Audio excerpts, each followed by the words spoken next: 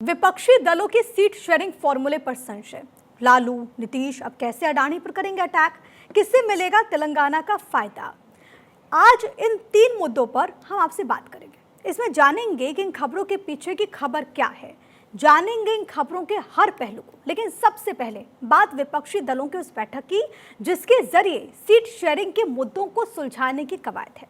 लोकसभा चुनाव से पहले इंडिया गठबंधन बैठक कर रहा है। 5 राज्यों के विधानसभा चुनाव के नतीजे आने के 15 दिन बाद विपक्षी दलों की बैठक हो रही है। लेकिन दिल्ली में हो रही विपक्षी दलों की बैठक में सीट शेयरिंग के मुद्दे पर अब भी संशय बरकरार है, क्योंकि विधानसभा चुनाव में मिली हार के बावजूद कई पार्टियां अलग अलग राग अलाप रही हैं। इसी बीच केजरीवाल के पंजाब की 13 सीट और चंडीगढ़ की 1 सीट पर अकेले लड़ने की चर्चा भी कर दी।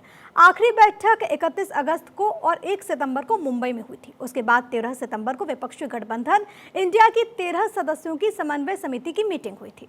उस बैठक में एक मात्र फैसला हुआ था कि विपक्षी गठबंधन की भोपाल में साझा रैली होगी, लेकिन कांग्रेस के नेता कमलनाथ ने उस पर पानी फेर दिया। बहरहाल विपक्ष की आखिरी बैठक के बाद 5 राज्यों के विधानसभा चुनाव हुए। 4 राज्यों में कांग्रेस हारी। सिर्फ एक दक्षिणी राज्य यानी कि तेलंगाना में सरकार बनाने में उसे सफलता मिली।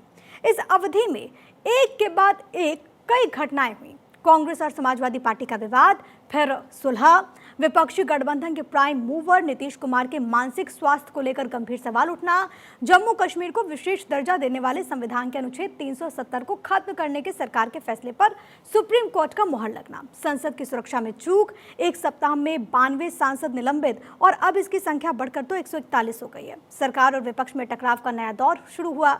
ईडी ने आप के राज्यसभा सांसद संजय सिंह को गिरफ्तार किया। 2 मुख्यमंत्रियों अरविंद केजरीवाल और हेमंत सोरेन को समन भी जारी किया गया।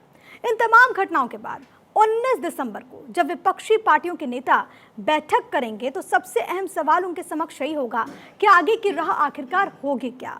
5 राज्यों के चुनाव नतीजों से विपक्ष को ये तो समझ में आया कि सिर्फ बातों में एकता बनाने से काम नहीं चलेगा। अगर जमीनी स्तर पर एकता बनेगी और भाजपा के साथ आमने सामने की लड़ाई बनेगी तभी कोई फायदा होगा। अगर विपक्ष की छोटी छोटी पार्टियों ने तालमेल किया होता तो राजस्थान और छत्तीसगढ़ में नतीजे अलग होते जो आए हैं। इन 2 राज्यों के आंकड़ों से भी विपक्षी पार्टियों की सीधी लड़ाई बनाने की जरूरत का एहसास हुआ होगा। अब तक इस बारे में सिर्फ बातें होती रही हैं। हर सीट पर भाजपा के खिलाफ विपक्ष का एक उम्मीदवार उतारना है। अब उसको मूर्त रूप देने का समय आ गया है। सो निश्चित रूप से विपक्षी पार्टियां इस बारे में बात करेंगी। लेकिन ये एकमात्र मुद्दा नहीं है जिस पर विपक्षी पार्टियों को विचार करने की आवश्यकता है। ज्यादातर पार्टियां ये चाहती हैं कि जल्द से जल्द सीटों का बंटवारा हो जाए, ज्यादा से ज्यादा राज्यों में गठबंधन को अंतिम रूप दिया जाए। ये जरूरी भी है, लेकिन सिर्फ गठबंधन का विस्तार करने या फिर सीट का बंटवारा कर लेने से भाजपा से लड़ाई संभव नहीं है। ये बीजेपी से लड़ाई की रणनीति का सिर्फ एक हिस्सा हो सकता है। एक मजबूत गठबंधन बनाने के लिए विपक्षी पार्टियों को सबसे पहले अपने विस्तार की चिंता छोड़नी होगी। अभी अधिकांश जो पार्टियां हैं वो अपने विस्तार की चिंता में लगी हुई हैं। वो अपना विकास चाहती हैं। उनको लग रहा है कि उन्हें अपने असर वाले राज्यों में लड़ने के लिए ज़्यादा सीटें मिल जाएं और अपने असर वाले राज्य से बाहर भी कुछ सीटें उन्हें मिल जाए तो काम चल जाएगा। यानी कि सभी पार्टियां ज़्यादा से ज़्यादा सीट लड़ना चाहती हैं। 4 राज्यों में कांग्रेस की हार के बाद प्रादेशिक पार्टियों का हौसला बढ़ा है और उनको ये लग रहा है कि वो कांग्रेस से मोल भाव करके ज़्यादा सीटें हासिल कर सकती हैं। दूसरी ओर कांग्रेस भी हर राज्य में 40% वोट मिलने के आंकड़े के आधार पर अपनी मजबूती बताने में लगी हुई है। गठबंधन का नेतृत्व करने और ज़्यादा से ज़्यादा सीट पर लड़ने की सोच वो छोड़ नहीं रही है। सो अपने विस्तार और गठबंधन के विस्तार से आगे विपक्षी पार्टियों को सोचना होगा। दूसरी बात जो अहम है वो ये कि विचारधारा में समानता और एक रूपता के लिए अब काम करना होगा। ये ध्यान रखने की जरूरत है कि सिर्फ ज्यादा पार्टियों को इकट्ठा कर लेने या फिर ज्यादा राज्यों में तालमेल कर लेने या हर सीट पर बीजेपी के खिलाफ विपक्ष का एक उम्मीदवार उतार देने से विपक्षी गठबंधन की जीत की गारंटी नहीं होगी। मजबूत गठबंधन, संगठन, जमीनी तैयारी, संसाधन आदि चीजें इसके लिए जरूरी है, लेकिन उसके साथ ही एक वैकल्पिक विचार की भी जरूरत है। दुर्भाग्य से विपक्षी गठबंधन अभी इससे तय नहीं कर पा रहा। कांग्रेस भी अलग अलग मुद्दे आजमा रही है। प्रादेशिक पार्टियां भी राज्यों में अपने हिसाब से मुद्दे आजमाती हैं, लेकिन मुद्दों और विचारधारा पर समानता और एक रूपता नहीं दिख रही। यहाँ तक कि कांग्रेस खुद ही अलग अलग राज्यों में अलग अलग मुद्दे और विचार आजमा रही है। विपक्षी गठबंधन INDIA की अगली बैठक में इस पर गंभीरता से विचार करना होगा।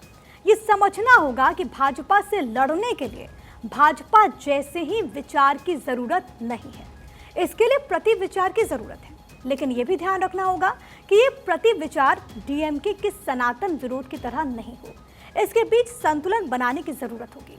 भाजपा के हिंदुत्व, राष्ट्रवाद और मजबूत नेतृत्व के 3 मुद्दों का जवाब देने के लिए क्या किया जा सकता है, इस पर विचार करना होगा।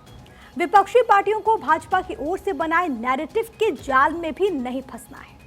विपक्ष ने जाति गणना के जिस मुद्दे में अपने को इतना खपाया, वो हिंदी पट्टी के राज्यों में सफल नहीं हुई। मुफ्त की वस्तुओं और सेवाओं की घोषणा में भी अब कुछ नयापन नहीं रह गया। सारी पार्टियां इसे आजमा रही हैं। विपक्षी पार्टियों को नए आइडियाज के बारे में सोचना होगा। मुश्किल ये है कि अब समय बहुत कम है। दूसरी ओर भाजपा ने अपना नैरेटिव सेट कर दिया है। जम्मू कश्मीर से राष्ट्रवाद और अयोध्या से हिंदुत्व का एजेंडा सेट है। दूसरी तरफ राज्यों में पिछड़े, दलित, आदिवासियों के साथ सवर्ण का इंद्रधनुषी समीकरण बीजेपी ने बनाया। और ऐसा नहीं है कि 1-2 महीने या फिर 1-2 साल में हुआ हो। पहले की तरह बीजेपी और संघ ने तात्कालिक ध्रुवीकरण के बजाय व्यापक हिंदू समाज के पुनर्जागरण का माहौल बनाया। इसके लिए क्या वैकल्पिक एजेंडा हो सकता है, उस पर विपक्ष को जरूरत है कि गंभीरता से विचार करें। कम समय में किस एजेंडे को आम लोगों के दिमाग में सेट किया जा सकता है, उसकी तलाश सबसे जरूरी है। कांग्रेस अब संसद की सुरक्षा में चूक के बाद बेरोजगारी और महंगाई का मुद्दा उठा रही है।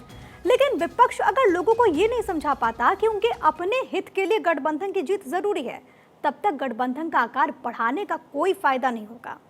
अंत में विपक्षी पार्टियों को अपने काडर के बीच तालमेल बनाने की जरूरत होगी। राजनीतिक दलों का काडर बिजली के स्विच की तरह काम नहीं करता। ये संभव नहीं है कि आज आपस में लड़ रही 2 पार्टियों के नेता कल दिल्ली में समझौता कर ले तो जमीन पर उनके जो समर्थक हैं, काडर हैं, वो भी एक हो जाएंगे। ये एक मुश्किल और श्रम साध्य काम है। इसके लिए सभी पार्टियों के नेताओं को मेहनत करनी होगी। उन्हें अपने काडर तक पहुंचना होगा, उसे नए गठबंधन के लिए तैयार करना होगा। अगर काडर एकजुट नहीं होता है और सभी दलों के कोर समर्थक मतदाता समूह में एकजुटता का मैसेज नहीं जाता, तो कितना भी बड़ा गठबंधन बने उसका फायदा नहीं होगा। सो आज की बैठक में पार्टियों को सीट बंटवारे से आगे बढ़कर वैकल्पिक मुद्दों और नैरेटिव पर विचार करना होगा और साथ ही सभी पार्टियों के काडर के बीच तालमेल बनाने की योजना बनानी होगी। 5 राज्यों के विधानसभा चुनाव के नतीजे आने के 15 दिन बाद विपक्षी दलों की ये बैठक हो रही है। लेकिन दिल्ली में हो रही विपक्षी दलों की इस मीटिंग में सीट शेयरिंग के मुद्दे पर अब भी संशय बरकरार है, क्योंकि विधानसभा चुनाव में मिली हार के बावजूद कई पार्टियां अलग अलग राग अलाप रही हैं। इस बीच केजरीवाल के पंजाब की 13 सीट और चंडीगढ़ की 1 सीट पर अकेले लड़ने की चर्चा भी हो गई। 3 महीने से कुछ ज्यादा अरसे के बाद विपक्षी पार्टियों के नेता बैठक कर रहे हैं। बड़े राजनीतिक उथल पुथल वाले घटनाक्रम के बाद विपक्ष की मीटिंग है। मुख्य एजेंडा सीट शेयरिंग का ही है। विपक्षी दलों का जो महाजुटान है वो दिल्ली में होना है।